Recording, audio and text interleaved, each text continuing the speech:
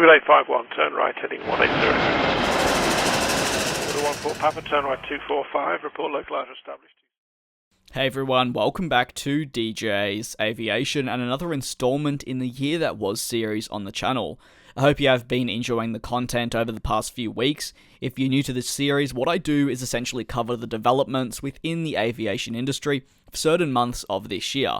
I've covered all months leading up to September, and if you are interested in hearing about them, please feel free to click the card in the top right of your screen, which will direct you to my Year in Review playlist. I would highly recommend going back and checking on some of the past videos, as a lot of the stories I discuss in this video, and even in previous ones, all started in, say, February and March, and have progressed as the year has continued. Also, another thing I should mention is I know a lot of people are confused as to why the title might have something quite dated. That is because I'm covering the news from September. Of course, it is going to be a little bit dated, and there will be updates to it as of December, but that's really the beauty of this series. For the December recap, I will cover the update for you all.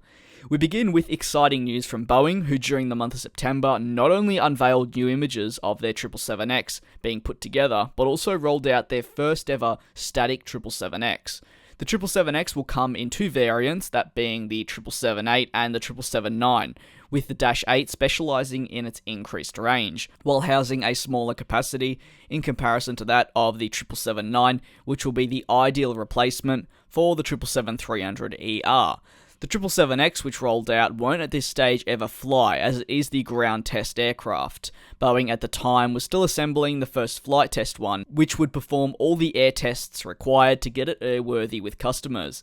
The variant of the static 777X is the 777-9, with the shorter 777-8 launching with customers in 2022. This is 2 years after the 777-9 will be delivered to its first customer.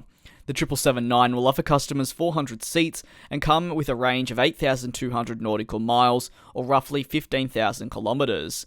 However, September also saw Boeing experience trouble with deliveries of their Boeing 737 series at their Renton facility.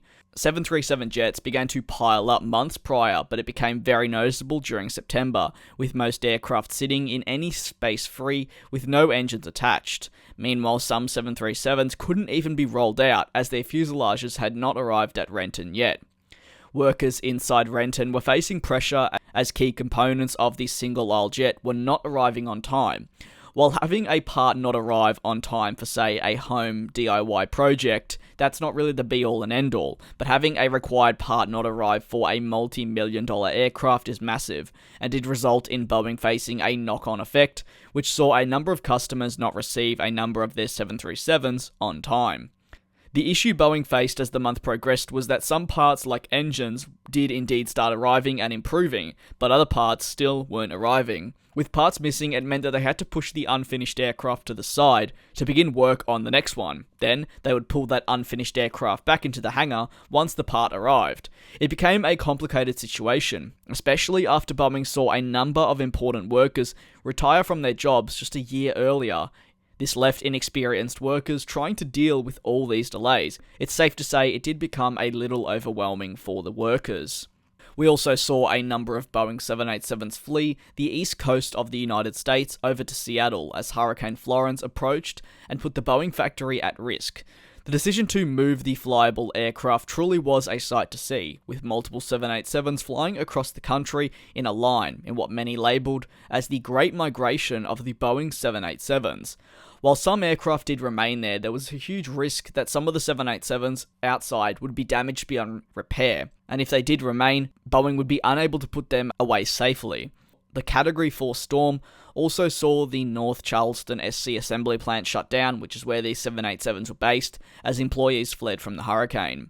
Staying in that part of the world, September gave us the first glimpse of Delta's A220 after it appeared from the paint shop. The A220-100 specifically, though, appeared from the Airbus paint shop in Montreal. The Airbus supervisor at the paint shop said, "It's a tremendous feeling of accomplishment to know we just outfitted North America's first A220 from tail to tip." Adding, "I've been working in the paint shop for 15 years. It can be a challenging job, but seeing the finished product makes it worth it." With the scheme now applied, the aircraft will be moving on to final assembly before it does complete a number of test flights before its eventual delivery to Delta, where it then can begin operations. Delta's A220 was in the paint shop for 9 days. Now, in comparison to the ANA A380, that was in the paint shop for over 20 days, although that was definitely different, as the ANA A380 was getting a very special and detailed livery applied. The first Boeing 777 was delivered to an aviation museum in September, after it was feared that the iconic aircraft would be sent to the graveyard and then for eventual scrapping. The acquisition means the first 777, which was operated by Cathay Pacific, will be admired by millions as the years pass, and also ensure that it does stay in peak condition. However, Cathay Pacific also saw a huge spelling mistake on one of their 777s, which went in for painting. The aircraft came out with a mistake that slipped through many people's fingers. It read CATHAY, and then PACIIC. That doesn't spell Cathay Pacific correctly. The F is what was left out. Cathay Pacific is actually spelled CATHAY and then PACIFIC. The aircraft, which is a 777-367, became an instant hit, with Cathay Pacific's social media team handling it absolutely perfectly, taking the fun side of a pretty sticky and embarrassing situation for most. Some of the responses were also classic, with a lot of people leaving out the letter F from their responses to symbolise what had happened with the paint. While it did look cool, I, along with a number of other people, really can't understand how the aircraft actually slipped through all these people who should have noticed that there was a spelling mistake. Airbus during the month also delivered the first A350 ULR to Singapore Airlines, who would be putting the aircraft on the world's longest flight from Singapore to Newark. The Singapore Airlines CEO said, "This is a proud moment for both Singapore Airlines and Airbus, not only because we have again strengthened our partnership, but also because we have pushed the limits with this highly advanced new aircraft to extend long-range flying to new lengths." Adding the A350-900 ULR will bring more convenience and comfort to our customers, and will enable us to operate ultra-long-range flights in a commercially viable manner. It will help us boost our network competitiveness and further grow the Singapore hub. While Tom Enders, who is the Chief Executive Officer at Airbus, said, "Today's delivery is a milestone for Airbus and Singapore Airlines, as together we open a new chapter in non-stop air travel." Adding, with its unrivaled range and step change in fuel efficiency, the A350 is uniquely placed to meet demand for new ultra-long-haul services. The combination of the A350's quiet, spacious cabin and Singapore Airlines' world-renowned in-flight product will ensure the highest levels of passenger comfort on the world's very longest routes. September also saw Air Belgium, a Belgium-based carrier which was only just recently introduced, announced it would be ceasing all scheduled operations. Air Belgium released an official statement noting that it would be ceasing flights, and said, "The reason for the pause is the fact that Air Belgium faced the non-respect of contractual terms by its major commercial partner regarding tariffs and load factor. Under these conditions, Air Belgium is unwilling to carry out the winter program as initially planned, and to endanger its financial position. In good faith, we've tried to find a solution for our partner defaulting situation to date." Adding, the negotiations went on for several weeks because the new season was about to start, and due to the lost confidence in the partner, Air Belgium, however, did not want to risk having to operate from an even more complex situation. Air Belgium went on to say that they would be operating as a charter company, filling in for airlines over the coming months before it would eventually give another go at long-haul operations in early 2019 after the winter season came to a close. The final story from September was one that came as quite a shock to many. Aer Lingus announced that it would be getting a rebrand in early 2019. The new look will reflect the airline's modern outlook and ambition to be the leading value carrier across the North Atlantic.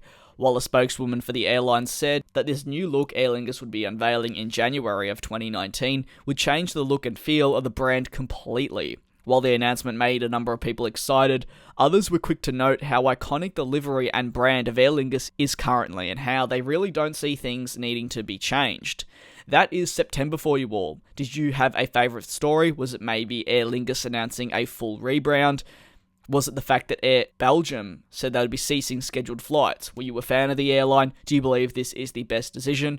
And do you believe that will actually succeed? Let me know down in the comment section below, as well as any thoughts you have on the stories that I've covered during the September recap.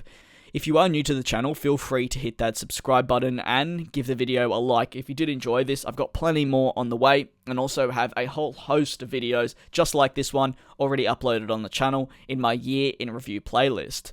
What I'd like to do now is thank you very much for tuning in once again. I do very much look forward to you all joining me either in the next recap video or just the next regular video.